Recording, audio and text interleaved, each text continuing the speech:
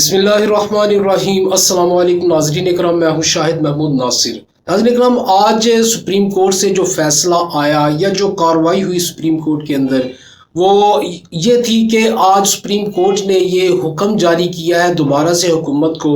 کہ مذاکرات کیے جائیں اپوزیشن کے ساتھ، یعنی پی ٹی آئی اور حکومت کو سپریم کورٹ نے یہ حکم دیا ہے کہ دوبارہ سے مذاکرات کیے جائیں، چونکہ اس وقت صورتحال یہ ہے کہ ہماری جو حکومت ہے وہ پہلے تو یہ کہہ رہے تھے کہ ہم سپریم کورٹ کے فیصلے کو نہیں مانیں گے، پھر یہ کہہ رہے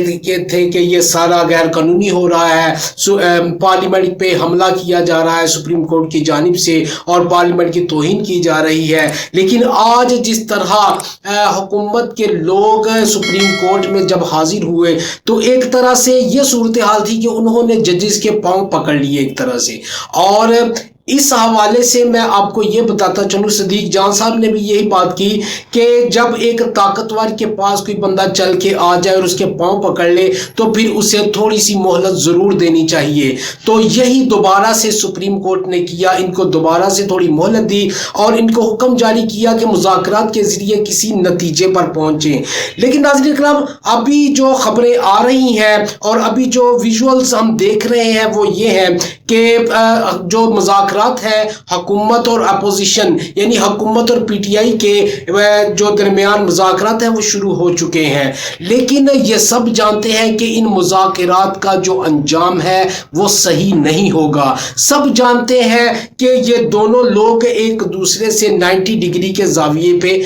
کھڑے ہیں اور کسی بھی صورت میں ان کا آپس میں کسی جگہ پہ بھی اتفاق نہیں ہوگا، تو اس صورتحال میں کسی طرح سے بھی پاکستان کے اندر جو اسٹیبلٹی ہے وہ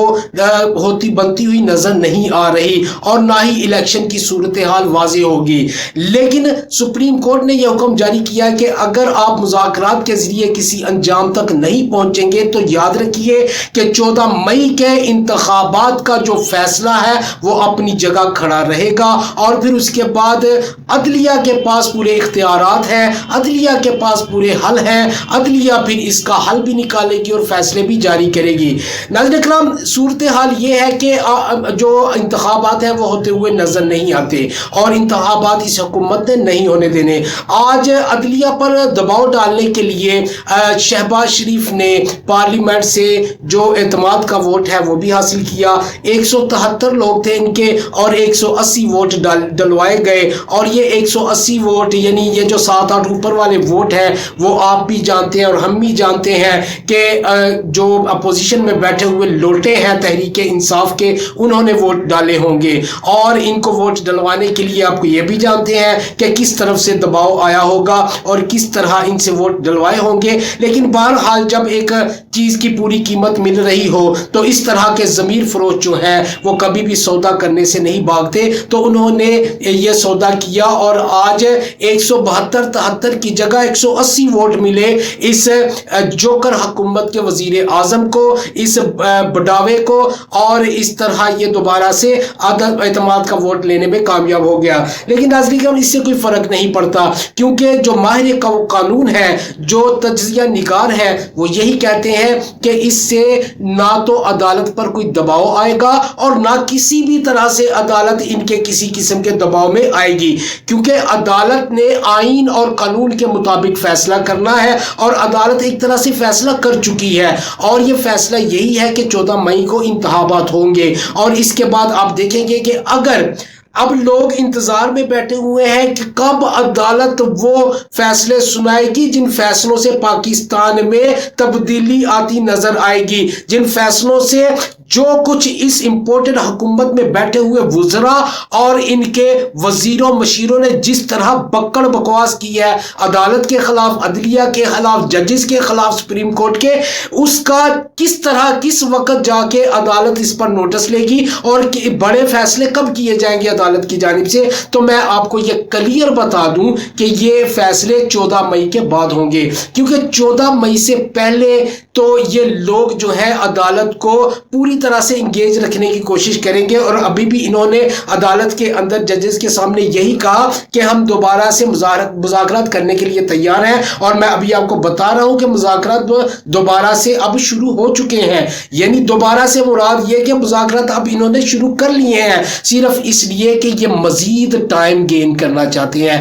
صرف اس لیے کہ یہ عدلیہ کے خلاف اور خاص طور پہ جسٹس عمر عطا بندیال کے خلاف جو ہے کوئی بڑی سازش تیار کر رہے ہیں، اور وہ یہ چاہتے ہیں کہ کسی بھی طرح سے جسٹس عطا بندیال کو اس راستے سے ہٹایا جائے اور ان کو یا تو دباؤ میں لایا جائے۔ اور یہ بھی ناظرین اکرام صورتحال سامنے آ رہی ہے کہ جسٹس عطا بندیال جو عمر عطا بندیال ہے چیف جسٹس، ان کو شاید کچھ دے دیا گیا ہے، ان کو کچھ کھلا دیا گیا ہے، کیونکہ ان کی حالت بھی جو ہے وہ 2-3 دن پہلے خراب ہوئی تھی، اور ابھی بھی وہ پوری طرح سے ٹھیک نہیں ہے، اور کہا یہی چاہ رہا ہے کہ جس طرح خدا نخواستہ جس طرح بہت سارے لوگوں کو ایک دم سے ڈاکٹر رضوان جو FIA کے تھے، جنہوں نے شہباز شریف کے خلاف جو ساری تحقیق کی تھی، انکوائری کی تھی، ان کو جس طرح مروا دیا گیا، جس طرح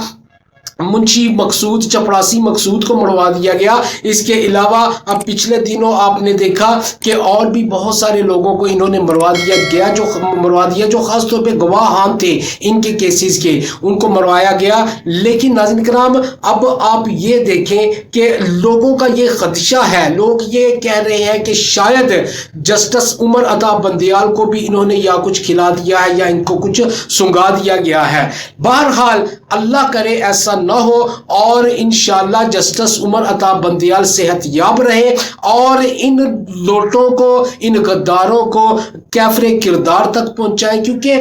تمام پاکستانی یہ جانتے ہیں کہ یہ اب سیاسی لوگ نہیں ہیں، یہ اب پاکستان کے ساتھ غداری کر رہے ہیں، اور اس غداری کا انجام جو ہے اب ان کو بھگتنا پڑے گا، چاہے وہ اس حکومت میں ہو یا چاہے عدلیہ ان کو اس جگہ تک پہنچائے، انجام تک پہنچائے، چاہے پھر آنے والی کوئی نئی حکومت پہنچائے جو انشاءاللہ عمران خان کی ہوگی، اور انشاءاللہ وہ پہنچائیں گے، اور ان کو اس غداری کا انجام بھگتنا پڑے گا، جس طرح انہوں نے عدلیہ کے خلاف انتہائی ظالمانہ، انتہائی بغیر تانا میں سمجھتا ہوں کہ جس طرح کے بیانات دیے ہیں، اور عدلیہ کے خلاف جس طرح انہوں نے بولا ہے، اس کا ان کو انشاءاللہ حساب دینا ہوگا۔ اگر PTI کے لوگ اگر تھوڑا سا بول کے پوری سزائیں، بلکہ پوری سے بھی زیادہ سزائیں بھگت رہے ہیں، تو پھر ان کو بھی انشاءاللہ بھگتنی پڑیں گی، کیونکہ اب یہ سلسلہ چل نکلا ہے، اب انشاءاللہ یہ بچیں گے کہ نہیں۔ ناظرین اکرام اگلی ویڈیو میں نئی خبروں کے ساتھ دوبارہ حاضر ہوتا ہوں، تب تک کے لیے اللہ حافظ، ناصر پاکستان زندہ باد۔